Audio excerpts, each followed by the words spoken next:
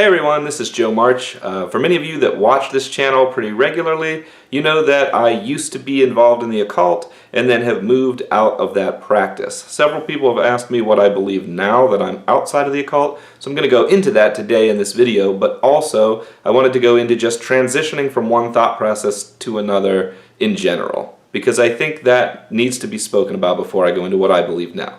I think a lot of people tend to think when you say, this is what I believe now, that what you're saying is, this is what everyone should believe, and that's absolutely not what I'm saying. I was talking to a friend of mine online about this recently, and they had this to say, and I hope they don't mind me just reading this out loud. It says, paths are all different to address a person's temperament, maturity, and what level of the cosmic onion they are currently working on. And I think that's a beautiful statement. I know to some people that probably sounds like gobbledygook, but to me, that rings very, very true. So if you're unfamiliar with the cosmic onion idea, it's that everybody has layers, pretty straightforward. As you peel one layer, you find something new underneath. You find deeper meaning, and then you're able to go another layer deeper, another layer deeper, another layer deeper as you move through life. And so with that kind of view in mind, and the view of different religions, different thought processes and things, it makes sense that as you are unpeeling the truth of who you really are deep down inside, getting closer to your own core,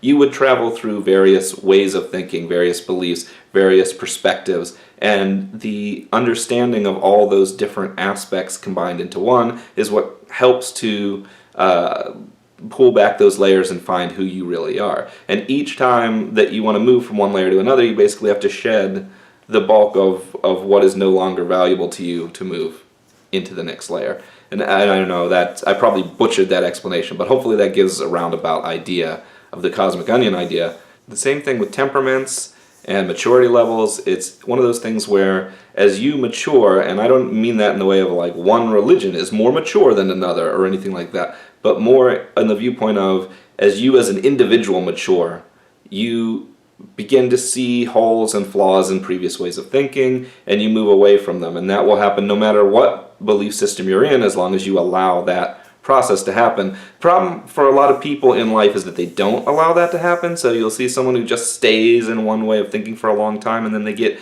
very rigid and firm about it. They lose that flexibility. They don't take on other people's perspectives, and you can see that as those people age, they are the ones who usually have the most strife against the changing of the world around them, and they have the most projection to other people, seeing problems of themselves in other people and projecting that, getting angry and things like that. So to me, a healthy way to be is to constantly be in a state of flux, to not constantly, but I mean to allow that shift as you start to question one thing and move into another, to just allow that movement to happen. You can allow certain ideas and thoughts and ways that used to serve you very well to just fall away and move into the next one.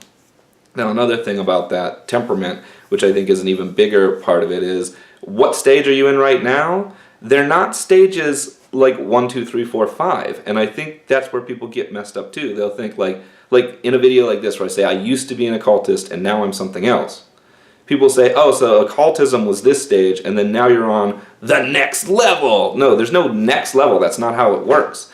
I am now an existentialist, which is what we're going to talk about in a moment. But there are plenty of people who were existentialists and then got into occult afterward.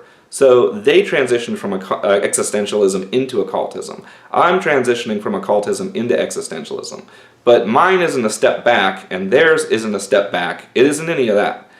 It's just different for different people. What order do you need to experience these different things in? And you're going to take in different ideas in your time experiencing, say, the occult, if you're an occultist, than I did because of where I was at the time I was in it. It's just a transition. And in the occult, people usually have a better name for this. They would say paths. Right now I'm on a certain path. And when that path changes, I'll be on another path. But those paths can all stay within the scope of being an occultist in that. I veered way out, and now I'm on a path that I no longer would consider occultism. But in my mind, I'm still just on another path. So if you're an occultist, I'm not throwing shade. I completely agree with being an occultist, at least for a certain period of time. I also believe that every one of these sets, I don't want to just call them religions or beliefs or whatever, because it doesn't really explain it, but every one of these phases is a phase. I'm not saying that being an occultist is a phase. I'm just saying that for me, there was a time when I was Christian, there was a time when I was spiritualist, there was a time when I was much more shamanistic, Eastern, there's a time when I was an occultist, and now there's the time where I'm an existentialist. So it's just a progression for me through these different ways to be, and I know that this is not the end. There's going to be another thing later. So when I talk about existentialism in this video, I don't want anyone to think that I'm saying, you guys should all be existentialists. That's not what I'm saying at all. I'm just saying this is what I believe right now, this is where I'm at in this process, and expect that if you're watching it a year, 2 years after I posted it, I might not even be an existentialist anymore. I might be something else. I might be on some other thing that I'm doing now. Some people are watching this and going, you're trying to cover your ass. You're trying to say, hey man, just because you're an occultist, you can still view my content. That's not what I'm saying, although that's a good point. You can definitely still view my content. What I am saying, though, is I have plenty of friends who are still occultists. I have plenty of friends who became occultists after I left. I still respect people who have that viewpoint, and it isn't a solid viewpoint in the first place. If you're someone involved in it, you know people's views on occultism who are within that process vary widely anyway. I much prefer that someone be a truth seeker of some sort, whether they be an occultist, whether they be religious, whether they be an atheist, as long as they're looking to better understand themselves. I like it. I don't really care what methods you're using. That to me is more important. We may disagree on whether or not it's a good idea to use trance, things like that, but that's just having a disagreement. That's not going to stop me from being friends. That's not going to stop us from having conversations that can help each other learn about ourselves and each other. I'm also someone who is a huge fan of everyone having different thoughts and personalities. I don't think this idea of there being one perfect way to be is right. I think that is an incorrect way of thinking. I think that when I was younger, I thought that way, that if I could take, say, occult principles, for example, and mold myself into the perfect human, that then I would be a better person. But that's not really how the world works. We're all different, and because of those differences, that's why society functions as well as it does. We tend to think that the rules and everything governing it is a reason, but I don't think so. I think it's the uniqueness and our ability, because there's enough of us, to specialize in different areas. And if you're specialized in one area and someone else is specialized in another area, you guys shouldn't have the same thoughts, emotions, feelings. It doesn't work well to do that. I like variety. I like that our species is extremely different from one person to the next. So all that out of the way, let's get into existentialism. And I guess it'd be important to start by saying, what is existentialism? So the dictionary definition of existentialism is a philosophical theory or approach which emphasizes the existence of the individual person as a free and responsible agent determining their own development through acts of the will. For those of you who are occultists out there and didn't know about existentialism, you're going to hear that and go, okay, well this is only a slight step out of the beliefs of, say, Aleister Crowley style occultism in the first place. Some major existential thinkers that you might want to look into if you're interested in learning more about existentialism are Jean-Paul Sartre, Soren Kierkegaard, Martin Heidegger, and Friedrich Nietzsche. Friedrich Nietzsche? I thought he was a nihilist! That's interesting because nihilism and existentialism go hand in hand. So some people believe that you become a nihilist when you first go through this realization that nothing in the world matters, and I guess we should get more into that, but the idea that everything is sort of a chaotic mess, that there's no greater purpose to your life other than something that you give yourself. And for the nihilist, the concentration is extremely on this idea that objectively there is no purpose. For the existentialist, the focus is on the individual instead. So that's the main difference between a nihilist and an existentialist in the first place, is a nihilist looks out at this kind of macroscopic view and says, to the whole universe, humanity is just a speck of dust. what we do is very unimportant. Eventually, we'll all be destroyed and our history obliterated. And so our individual day-to-day actions are meaningless in the grand scope. And that's where nihilism kind of gets its focus that's different from existentialism. Existentialism takes it down to the microscopic, to the individual person, and says, to me, in my life, the decisions I make, the people I meet, the things that I do have profound importance. And they focus on that aspect. So it's a matter of focus. A nihilist is focusing on this big picture, what does humanity mean in the scope of everything, and an existentialist is focused on individualism and what does all of this mean for my life, for the people I care about, for the things that I want to do. Both of them accept there is no objective truth as to the way things have to be, to the way that society works, that these are all decisions humans have made, that history will eventually be completely erased. So even if you make some profound, grand piece of literature that you put out there, by the way, buy my book, then people, even if it was sold millions of copies and everyone in your time knew about it, or if you're like, say, what's his name, H.P. Lovecraft, who didn't sell as much back in his day but has become profoundly famous now, eventually, in time, you will be forgotten anyway. And so to someone who dwells heavily in the nihilistic side of that, depression can come, but to someone who delves into that for a while and then finds freedom in it, usually the next step for them is existentialism. Existentialism is accepting that this realization that nothing lasts, that the world is going to end, that you are going to die, and there may be nothingness after that. Existentialism is taking that and no longer seeing that as crushing destruction, but instead seeing it as freedom and opportunity. In existentialism, they define this as the absurd. The absurd is the idea that there is absolutely no meaning in the world except the meaning that you give things. Now, this will often lead to existential angst or existential dread, which I'm sure many people are familiar with. The idea of an existential crisis comes from the concepts of existentialism. So this is sort of that realization that you are ultimately going to die, and not just, everybody knows that, but having a moment where you really, really, truly understand that leads to what a lot of people call an existential crisis. What they're talking about there is when someone is face-to-face with existentialism. And for a lot of people, when you're face-to-face with something like that, it's just a momentary thing. You have this feeling of this deep nihilism that comes over, this realization that you could cease to exist, for example. And it causes a panic or a fear. But over time, you either just come to grips with it, or you choose to ignore it, or whatever, and you move out of that state.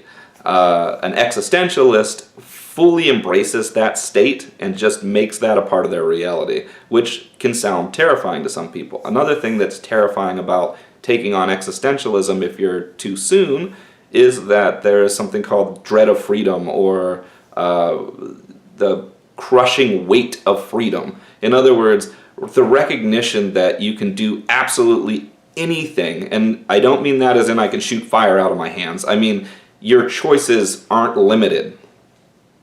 That you can go outside today and just do something, and it will have cause and effect reactions that you can't predict. As opposed to, from an occult perspective, everything having an order and a defined law. This is all of that's out the window. You're kind of constructing your own to-dos for yourself, and you're recognizing that no matter what statistics may say, anything can happen to you on a daily basis. You can go out there and do anything. Your life can be changed in a moment. That sort of thing is freeing in that everything becomes possible, but it's also frightening in that you can have this insane decision fatigue. You can have this this dread of decision making, where you look at all the options, and because you can't possibly predict the outcome, fear sets in. And so this is where you get deep into having to have this built-in experiences, this, okay, I know this has worked before, so I do this, as opposed to looking at the world as things happening for a reason. You're looking at it as my experiences have shaped a belief that this will most likely be the next steps. Therefore, I know I can trust in this. It may not happen, but I'm accepting that it most likely will happen, and things like that. It's a very different phase of looking at the world if you're used to being a very religious-minded person, but it still ends up giving you a way to be. It's just the way to be is designed by you, and the philosophy itself doesn't tell you how to do that.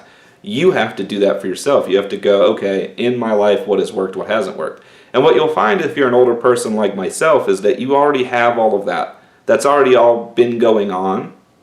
You've been saying it's for this belief, or saying it's because of this magical thing, or saying it's because of this religion in the past, but you're really just working off of your own experiences in the first place. You've just believed that there was a definite end goal that was going to happen, and now that ending has become a question mark, but you can still see that the progress has been working. So you still basically stay the same person you always have, but there's a transition period when you first drop religion and occultism and things like that, when you first just accept yourself as being a straight up human person who's gonna die one day, who only has control over the actions that they have and what they say to people. And you're like, okay, everything else is a roll of the dice. That's kind of rough at first, but as you get used to it, you start to see the freedom in it.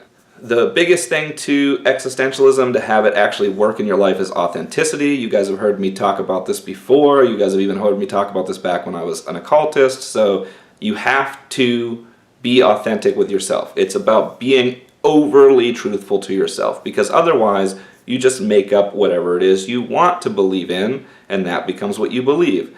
And to an existentialist, everybody already does that, and that's where religions and things come from. So there is this kind of like pompousness to existentialists in that way, but it isn't necessarily seen as a bad thing. It's more seen as, this is how we've managed to get through life as a species. You have to have beliefs that you follow in order to just get out of bed in the morning and go about your day.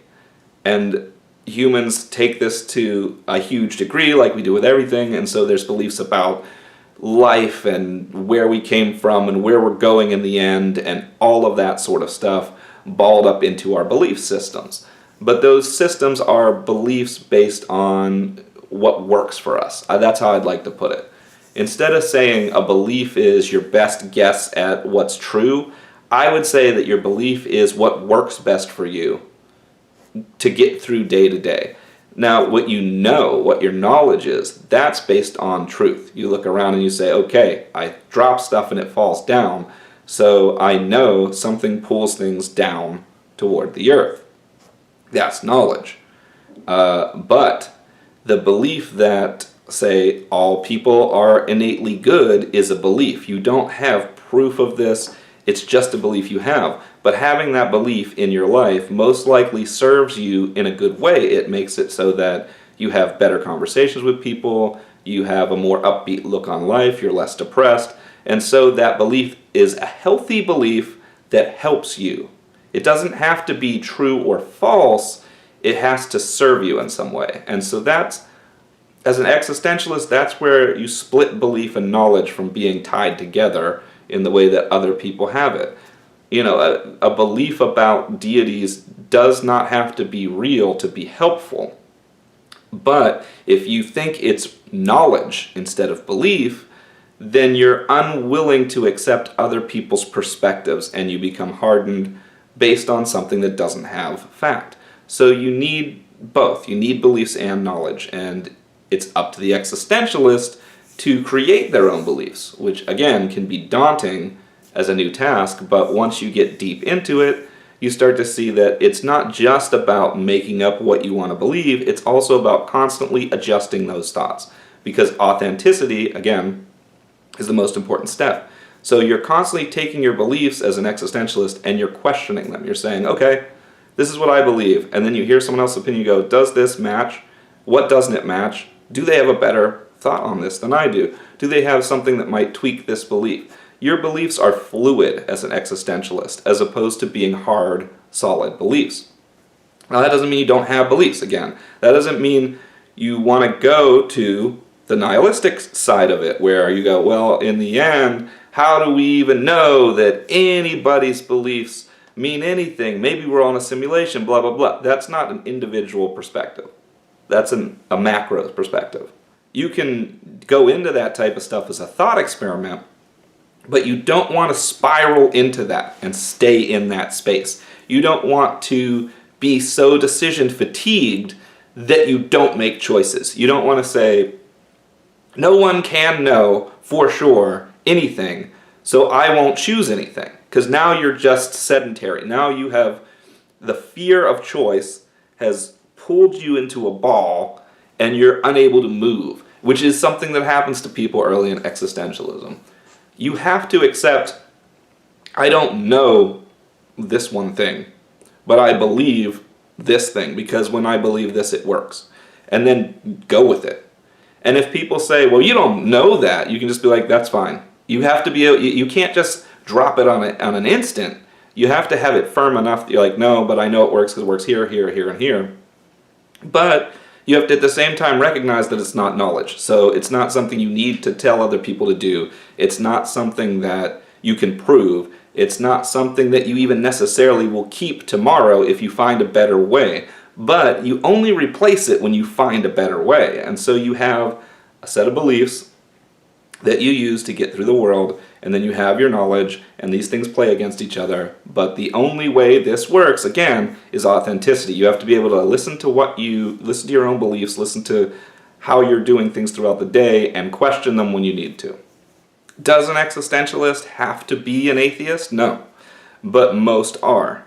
That is because most people who are existentialists, at the very least, accept the agnostic school of thought, which is you can't possibly know if there is a God or a creator or things like that. And if you accept that, then it's difficult to also hold the belief that there definitely is one. Now, that said, I hold the belief that there isn't one. I'm an atheist, not an agnostic. But I recognize it as a belief, not knowledge. So if I ever were to find evidence that there was a God, then that would change, because I can change my beliefs as an existentialist.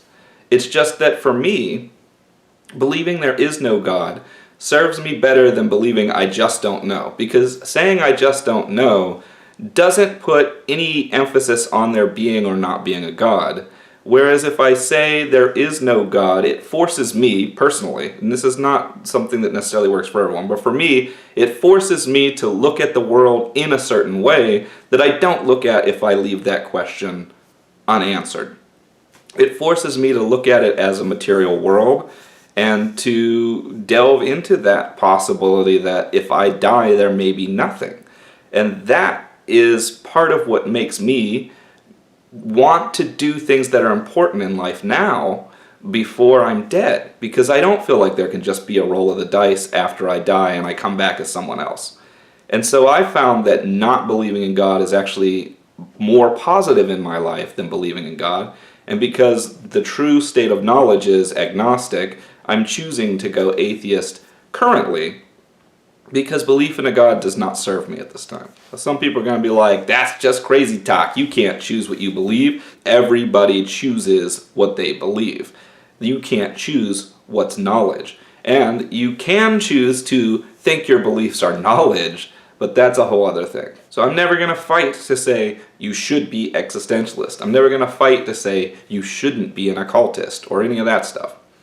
The occultism time period in my life was important for me to discover who I am. I never would have come to existentialism if I hadn't gone through occultism first. And as I've said, other people who are existentialists have gone to occultism after. So it isn't even a phase-by-phase thing. It's just the phase of my life where I was an occultist has ended, and in this phase of my life I'm an existentialist. And there isn't anything else to it. If you have more questions about existentialism, there's plenty of different things you can look up online. Just put existentialism into a search. You're going to find tons of material. If you want to hear me ramble on more about how everybody's choices are okay, we can do that. If you want to hear me talk about occultism a little more, I can do that. And if you're just interested in random questions, I can do that too.